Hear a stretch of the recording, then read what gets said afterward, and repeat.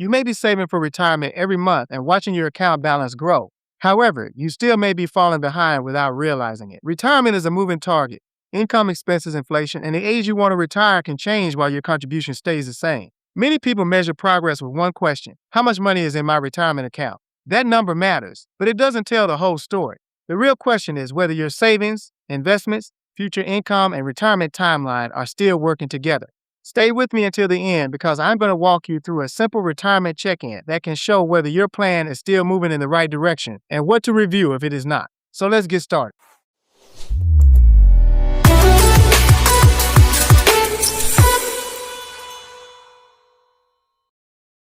Your contribution rate should not stay on autopilot while the rest of your financial life changes. If your income increased but your contribution did not, meaning you may be saving a smaller percentage. For example, after changing employers, confirm your enrollment, employer match, and any retirement money left behind. For 2026, the regular employee contribution limit for most corporate and governmental retirement is $24,500 before catch-up contributions. I understand that you do not have to reach the maximum contributions. However, you should know your current pace and whether it supports your target. One simple approach is to increase your contribution when you receive a raise. A gradual increase can improve the plan without forcing one major adjustment. Saving enough is important, but where the money is invested also matters. That brings me to the next part of the check-in.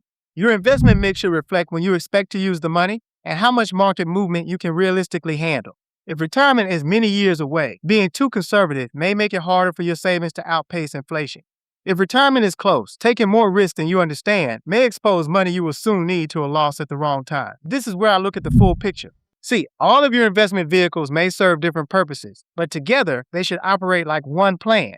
Also check whether market changes have caused one investment category to become larger than you intended, because your current mix should still match your timeline, income needs, and comfort with risk. With your savings and investments reviewed, the next step is to check the other income sources that may carry part of the retirement load. Do not build your retirement plan around guessing your Social Security monthly benefit. Check this immediately by signing into your personal Social Security account. Then review your estimated benefit at different claiming ages and your earnings record. An incorrect earnings record entry can affect your estimate. And for those who still have access to receiving a pension, should also request an updated estimate and understand the payment choices. If you expect any passive income from a business, rental property, or part-time work, be realistic about how dependable it may be. Retirement planning is not only about accumulating money, it is also about creating income. Understand which sources may be guaranteed, which may have changed, and which depends on investment performance. After you review income, there is one more area people often overlook. See, a retirement plan can be mathematically sound and still be vulnerable to a major life event. For example, a long-term illness, disability, job loss, family caregiving, or a major home expense can interrupt retirement saving and force an early withdrawal. That's why I would also review your emergency savings, life insurance, disability coverage, long-term care plan, debt, and beneficiaries. These items sit outside the retirement account, but they can determine whether the plan stays intact. An early withdrawal may create taxes, penalties, and the loss of future growth. For example, a spouse's death may change the income goal overnight. An outdated beneficiary form may send money to someone or somewhere you no longer wanted it to go. In the end, protection planning and retirement planning are not separate conversations. They are parts of the same financial picture. Let me show you how these pieces can look fine individually, while the full plan tells a different story. I worked with a couple in their early 50s who believed they were doing well because both retirement accounts had grown.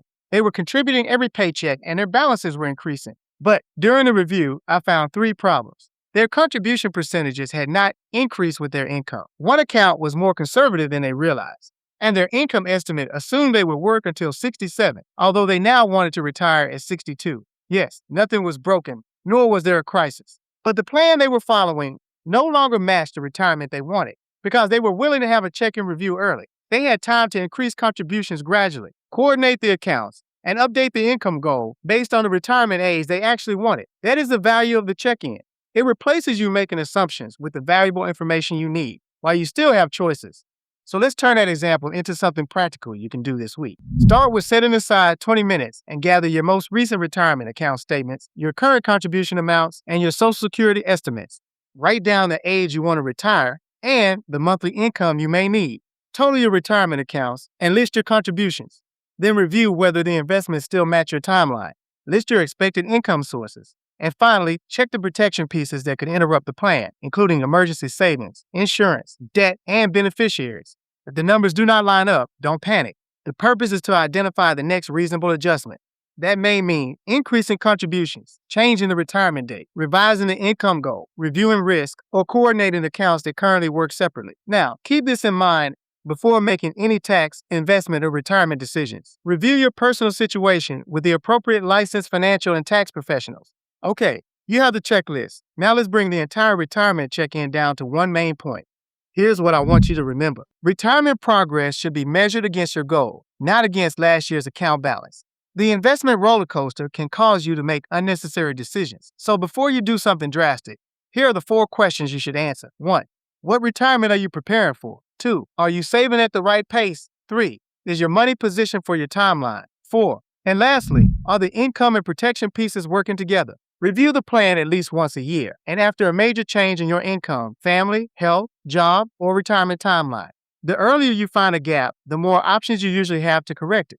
Now, if this content was helpful, place a thumbs up in the comment section. This really helps with engagement and assists with pushing out this video to others. Also, word of mouth is good too. So please share this content with someone who may benefit from this topic. Then check out my video library. I have information on home, auto, business, specialty insurance, and retirement. With all this being said, subscribe to my channel and help me get to 1,000 subscribers. But don't stop here. Check out my next video on your left for more insurance and financial tips. And as I like to say, call Jay today.